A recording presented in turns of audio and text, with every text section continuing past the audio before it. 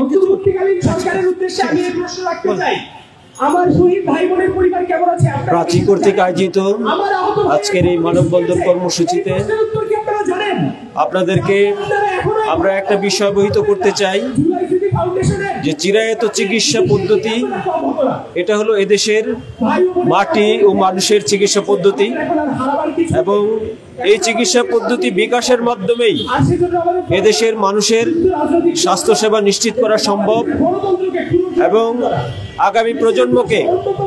একটি সুস্থ এবং দীর্ঘমেয়াদী চিকিৎসা ব্যবস্থা প্রবর্তন করা সম্ভব। কিন্তু অত্যন্ত পরিতাপের বিষয়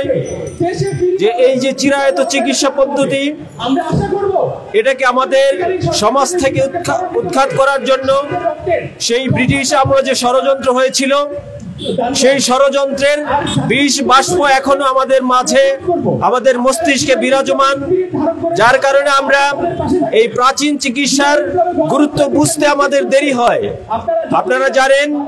47 সালে ব্রিটিশ এদেশ থেকে বিদায় নিয়েছে, কিন্তু আজও আমরা আমাদের যে ঐতিহ্য, এদেশের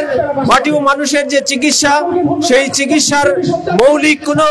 কাঠামো, কোনো আইনগত ভিত্তি দাঁড় করাতে পারি নাই। যার কারণে এই কেন্দ্রীয় শহীদ মিনারের এই মানববন্ধন থেকে সরকারের কাছে উদাত্ত আহ্বান জানাচ্ছি, এই 24-এর যে আন্দোলনের মাধ্যমে এদেশের মানুষের অধিকার প্রতিষ্ঠার ব্যবস্থা হয়েছে, ফ্যাসিস্ট বিদায় নিয়েছে, এখন সময় এসেছে এই প্রাচীন চিকিৎসা পদ্ধতি, এই প্রাচীর আহ্বানে সাড়া দিয়ে সরকারকে চিরায়ত আইন বাস্তবায়নের কার্যকর পদক্ষেপ গ্রহণ করবেন, এই উদাত্ত আহ্বান জানিয়ে এই মানববন্ধনে যারা অংশগ্রহণ করেছে সবাইকে ধন্যবাদ জানিয়ে আমার কথা শেষ করছি। আসসালামু আলাইকুম।